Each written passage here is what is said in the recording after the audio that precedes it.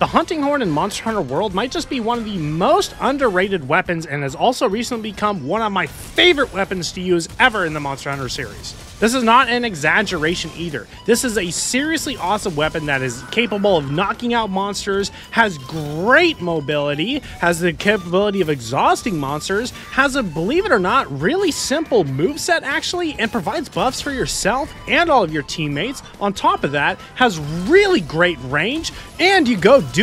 What more could you want from a weapon? Now, since you have clicked on this video, and there is something that we do need to clear up, is that the hunting horn is not a support weapon. This thing is an absolute monster in the right and capable hands, and not even in the right and capable hands sometimes. Like I said, the combos behind this weapon are actually pretty simple and intuitive once you really get them down. Now, you are managing a few melodies that need to be played to get specific buffs, but once you get more familiar with the hunting horn's 4 main attacks for all the musical notes that can be played, this weapon really opens up the possibilities in your mind. And that's why I've recently become just so infatuated with this weapon. This weapon is seriously amazing, and that's why I'm providing this guide for you today. Now, this is going to be a guide directed toward beginners. It doesn't matter if you've played Monster Hunter World for a very long time, whether you're a newcomer. If you're a beginner to the hunting horn in general, this guide should provide you enough to get yourself started, covering all of the basics and a lot of extra fun facts and details. So if you haven't watched one of my other previous weapon guides, I am going to be taking this weapon through the training area as per usual. I'm also going to be showing off a couple of skills that you really want with this weapon that are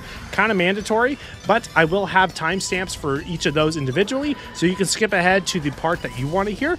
So without further ado, guys and gals, let's go into the training area and doot.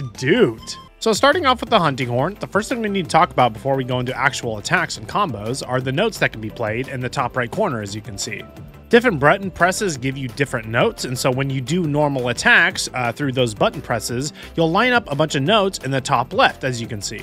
For this hunting horn's purposes though, this is the Fatalis Menace Wailer. This one comes with a purple, a red, and an orange note, which gives us these melodies that we can play in combat. But you can also see that your melodies are just listed above, so you kind of have like a little cheat sheet actually to work with. As I said before, when you do certain attacks, like if I were to press the Y button for example, we'll get a purple note in the top left. If I keep pressing Y, I will keep getting the same thing, and it'll just keep stacking up and stacking up. The rest is pretty self-explanatory. If I were to press the B button, I'll get a B note. If I press Y and B at the same time, I'll get the orange note. With everything on screen to help guide you, it should be pretty self-explanatory as to what buttons you need to press to get what melodies you want. So for example, if I wanted to attack up large in the top right, as you can see, we have to go purple note and then 2 oranges and a red note. So let's go do that real quick. And as you can see, they are being added to, well, our very own music score. As you can see, it'll actually tell you what you're close to if you press another button, so that's also kind of like a little helpful cheat sheet. Next, we just have to press the B button to get our attack up large stacked. But we don't actually have the attack up large yet. This is where actually performing the recital comes into play. If we press the right trigger on a controller, we will actually start playing the notes that are listed in our music score. You have to actually wait until that flash goes on your character, and now we have attack up large on the right. Now, every melody in Monster Hunter World can actually be played 2 times to get a, well, kind of like a bonus effect, but no more than 2 times. As you can see right now, our attack damage is 1928 on the right. And so if we do attack up large again, we'll actually go all the way up to attack up extra large. It's lit up in green in the top right, as you can see, but it'll actually light up to purple, and that's how you know you're on level 2 of the charge. So if we do the exact same notes, we'll get attack up extra large. And then the right trigger, and it'll go to purple. And if you remember, we were at 1928 attack. So now we're at 1990 attack. Really solid attack buff. Now, before we do go into actual attacks, we are talking about notes more, as there are a lot of shortcuts to get a lot of melodies played. The first most notable shortcut is that you can actually stack melodies together, then strum them all at the exact same time. Our music score is empty right now, but if we wanted to, we could stack up attack up large. Now below the music score and to the right a little bit, you'll see that our attack up extra large can be played by pressing the right trigger, but we can actually stack up more melodies if we want, such as knockbacks negated in the top right above attack up large. The music score will actually keep track of melodies that you played as long as you do them in the right order. So now attack up extra large has been bumped down and knockbacks negated is actually above attack up extra large. Now, if we press the right trigger, it'll actually go from top to bottom in the buffs that we want to grant ourselves. So it'll go knockbacks negated. And if you let it play, it'll actually get you everything in the list. So now, as you can see, knockbacks negated and attack up extra large are in the green in the top right. But as we know, there is actually a second level to them. Now, getting 2 buffs is cool, but it sure does take a lot of time, Tara, is maybe what you're thinking. Yes, indeed, it would take a very long time, but that is where shortcuts actually come into play. First, we'll queue up attack up large, as before. But we're only going to queue it up one time, actually. Now, we can press the right trigger to perform the recital again, but if we press the right trigger again after the first buff, we'll do what's known as an encore. Now, the encore is basically just an extra recital. It's just an extra little layer that you can add to get all your, well, secondary buffs on top of the normal buffs that you already get. With attack up large, we go up to attack up extra large. So what this means is that we don't actually need to perform the attack up large, the notes a second time. Normally, we'd have to strum all that together and then do this to get the attack up large and do all the notes again. But like I said, the encore prevents that from happening, and we get to just play the notes again. Extremely important, do not forget that. So now that our attack up extra large is actually active, the purple in the top right is the indicator. Purple is the same indicator for all of the buffs, actually. We're still at 1999 attack. And now let's talk about the melody in the top right, self-improvement. Every single hunting horn has access to self-improvement, and this is a buff that only applies to your hunter and not other allies that you may be hunting with. Now, because of that, you might think self-improvement is not that important, but it is extremely important. This is the most important melody you should be playing as you're hunting with the hunting horn. To activate self-improvement, all we need to do is play 2 of the purple notes, as you can see in the top right, kind of like attack up extra large. It's actually pretty quick to, well, perform. And just like attack up extra large or any other melody, we can perform the encore. Now you'll notice our damage goes all the way up to a whopping 2,297 attack just because of the self-improvement. So as you can see there, self-improvement kind of acts like a buff to your buffs. It's really good. Self-improvement also has the benefits of making it so that you have a natural mind's eye effect to your hunting horn, but you may not know it actually gives you a huge movement speed boost. And you might be able to tell, but we are running really fast for a drawn weapon. Compared to what it was before, it is an extreme movement buff, and this makes Hunting Horn one of the most mobile weapons in Monster Hunter World.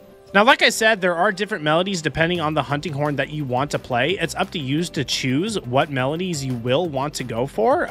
It really does vary horn to horn, but that is the general gist of how to play melodies. Now let's talk about actual attack combos. Attack combos are pretty simple and as follows. You can press the triangle or white button a couple times for a sideways swing and an overhead swing. The overhead swing has a ton of vertical range. It hits really high, as you can see. You can also do the overhead swing by moving in a direction and pressing the triangle or Y button. It acts as a shortcut to get it out, and it's actually your unsheath weapon attack itself. It has a ton of range in a vertical motion, but it has a ton of range in front of you as well, so do not underestimate this attack. Our next combo is the circle button or B button twice. The same thing goes with this attack. As you can see, we actually hit into the air pretty nicely. Again, moving forward in a direction will actually get us to phase 2 of the attack combo, skipping the first part of the attack. Now, all those mechanics actually apply to Y plus B or triangle plus circle in terms of the mechanics. If we press it twice, we can get an attack combo. And if we're moving in a direction, we'll skip to the second part of the attack combo. Now, you may be wondering how I was doing the hilt stab earlier. The hilt stab is an extremely important move as well, as this is your only severing type move, which means that this could be used to cut tails. But you'd have to do a bunch of hilt stabs to cut tails if you're playing by yourself. Now, what's more important about the hilt stab is that it actually acts as another shortcut in your combos to play notes. Now, the hilt stab is actually done in the middle of combos. After you've done an attack, you can actually hold back on the left stick and press the same button to get a hilt stab. But you don't actually have to press the same button. This is where the shortcut comes into play. If I were to press the normal attack button and press B instead, we'll actually get the hilt stab and it'll have played the B note, as you can see in the top left with our music score. The same thing applies to all of the general 3 attacks that you can do, whether it's Y or B or Y and B together. We can interrupt any of them as we like and press one of the attack buttons. As long as we're holding back on the left stick, you'll actually see that we get the hilt stab, but the color of the hunting horn swing changes. So for example, I could run up and do an overhead swing, but press back and B at the same time to get our B note played. Now, because of the incorporation of the hilt stab, it means that our melodies actually get way easier to perform and quicker too, which means another shortcut with the hunting horn. The hilt stab can only be done after a normal attack, and what I mean by normal attack is something that isn't the hilt stab. Anything else that isn't the hilt stab is considered a normal attack. So if we were to do the hilt stab shortcut for the attack up large combo, it would look like this. So we can run up and press the Y button, and we'll hold back and press Y and B together, and then we'll do Y and B normally, and hold back and press B again. That was an extremely quick way of getting attack up large, and it is cued in our music score in the top left, as you can see. This is what makes the hilt stab so great, is that every other attack, you can do it basically, and you can do it with any note that you need. Now, since we're still talking about combos with the hunting horn, as we are lining up melodies, as you saw before, we did press the right trigger to perform the recital, but the recital actually deals damage, as you can see, and quite a considerable amount at that. If we press the right trigger again, it'll deal damage just like the recital. Now, the recital is actually different depending on, well, which way you swing the stick as well. You have a forward recital.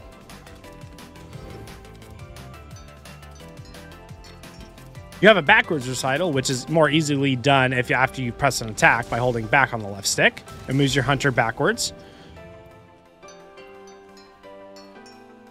And you have a left or right or side recital, as I would call it. Holding left or right on the stick will move you in a certain direction and displace your hunter to the right or left as your heart desires. Attack basically looks the same no matter what way you go. Now, the final note that we haven't talked about is actually the left trigger, and I waited to talk about this because this was actually the inclusion of Iceborne. So if you are watching this guide and you do not have Iceborne for Monster Hunter World, you do not need to worry about this note. But this is a Monster Hunter World Iceborne hunting horn guide, so let's talk about it. This is an extra note that was basically added with Iceborne, giving all hunting horns more melodies that can be played and a super wicked attack. By pressing the left trigger, we get this bad boy. This leads to the Echo Wave attack, as you can see in the bottom of our musical melodies list in the top right. And in the top left, you can see I can either do Impact Echo Wave or Echo Wave Dragon. Because this is a dragon hunting horn, we have access to the Echo Wave Dragon, but the Echo Wave element does not actually exist for any other element besides Dragon. I'm not really sure why. But first, let's go over Impact Echo Wave. So here is Impact Echo Wave. As you can see there, it plays a huge horn blare. On the right, it says that we've activated the melody Impact Echo Wave, but really it's just a bunch of damage in one attack. Now, something you may not know is that we can actually stack up our Echo Waves. Because we can't press the left trigger when we are in an unsheathed stance, and we can't press it because it'll actually go to our slinger, it means that we actually need to do it in attack combos. Now, the overhead swing attack actually does a pretty good amount of damage anyways, and into the left trigger musical note, it actually is kind of your bread and butter for really small windows of attack opportunity, or smaller attack windows, I should say. But as I said before, we can stack up 3 of these Impact Echo Waves all together, and when we perform our recital, they'll actually all cue together as well. Because we are stacking up Impact Echo Waves in our music score in the top left, as you can see, it's kind of the same thing that applies like how we stack up any other melodies. Except we're just stacking up the same melody 3 times. Now, it may take a while to get all 3 of these queued, but if you have the foresight to know that you have a knockdown coming soon or a well-placed trap, you can stack this up and get big damage when you eventually perform your recital. It's going to blare 3 times, and of course, we can perform the encore to do it again.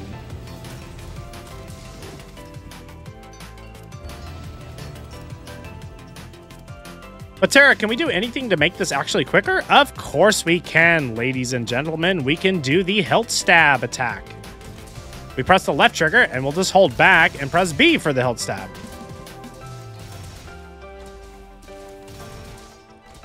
Now, depending on, well, where the monster is at, you actually might just want to go to the side or to the right or back. It really is your call on where you want these to land.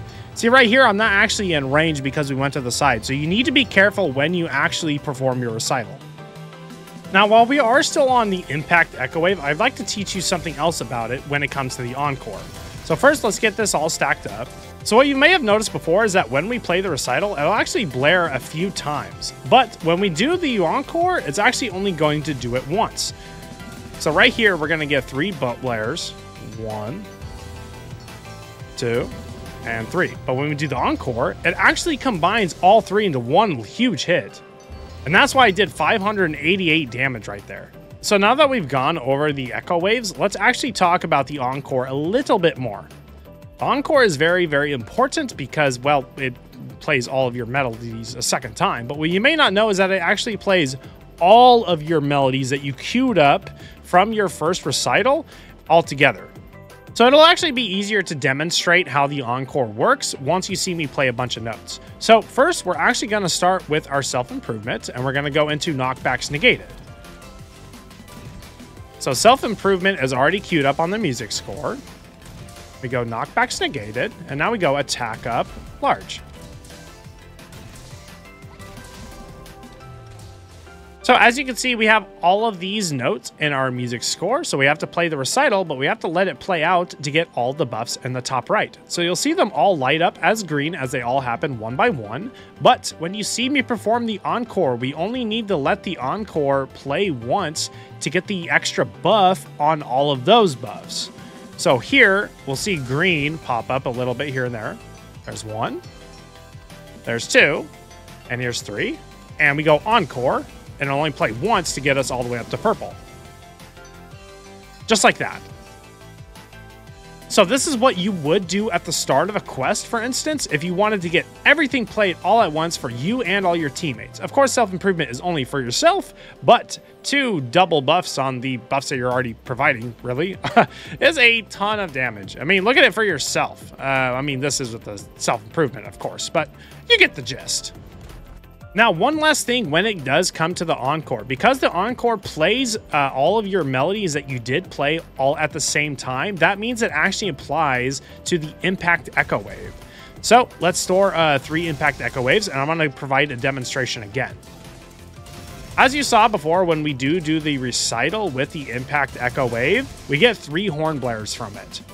So what happens with the encore is that it actually plays all of the Impact Echo Waves all at the same time. So you'll see the general damage of these is 230, 230, and 230 again. But as we encore, you'll see they actually all get played at the same time for 689 damage. So for example, we could stack up our Impact Echo Waves, or let's say you already have it ready. What you could do to not wake up a monster is you could actually do your notes backward and play them back here. And imagine that post is the monster's head, and then you let this horn blare do massive damage. Boom! And imagine that damage would be doubled. It's actually absolutely insane. Now, before we go on to sliding attacks and slopes and all that, let's talk about a couple more buffs that your hunting horn may or may not have, depending on the hunting horn. So, as we pulled out this safi'jiiva hunting horn, as you can see in the top right below self-improvement, we have a ton of melodies, actually.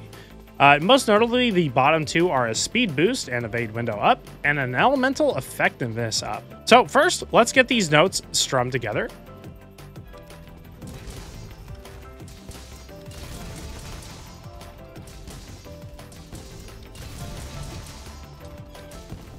Now, we're going to notice when I perform the recital is that we actually get these kind of AoE buffs for everybody, or you and your allies. So we'll get elemental effectiveness up right here. And we can have speed boost even. So as allies pass through this stuff, it'll actually grant them these buffs. As you can see, our elemental damage is at 190 right now, but if we were to unequip this hunting horn and get our buffs off, I'll show you real quick here. We can just change to any other hunting horn, doesn't really matter. Our attack is back down to 180. These buffs might not seem like they add up to a bunch, but for you and your allies, the area of effect buffs can actually go super hard, especially when it comes to like health recovery and stuff like that. There's a bunch of these buffs, and so you should keep a really good eye out for them. So when it comes to jumping attacks, slopes, and, well, ledge climbing and stuff like that, there's really only one thing you can do, which is the jumping smash, which is the Y or triangle button, and that, of course, plays a note. And you can also do a mid-air recital.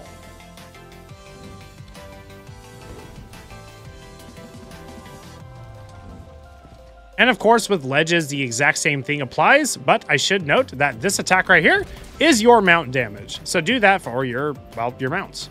Since this plays a note when you are sheathed and attacking in the air though, it plays, well, the primary note that you have on your hunting horn. But what you may or may not know, especially as hunting horn mains, is that if you actually have your weapon unsheathed and you press the buttons for your other attacks, it'll do the same attack animation, but you will get the note for the button that you played. So on the top right, you can see that we have the kind of teal aquamarine color. That is the B/circle button. So if we jump while our weapon is unsheathed and press that, we'll get the exact same attack animation, but we got a different note played. Same thing goes for Y and B together at the same time.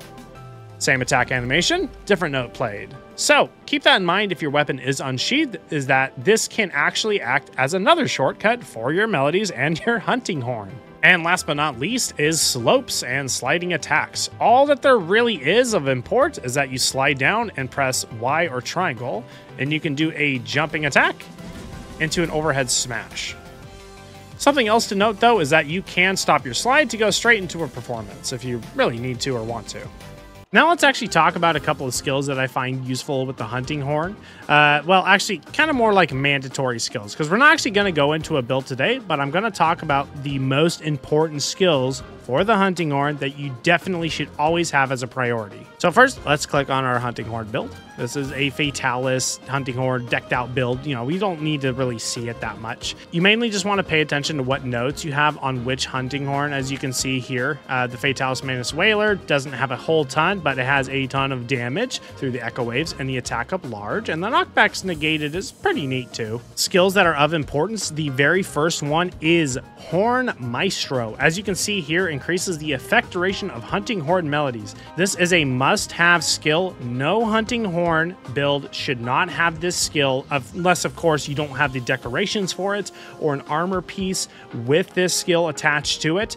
This skill is just, it's so much value. Fun fact about this skill as well is that only the hunting horn player needs to have this skill active for everybody to receive its benefits.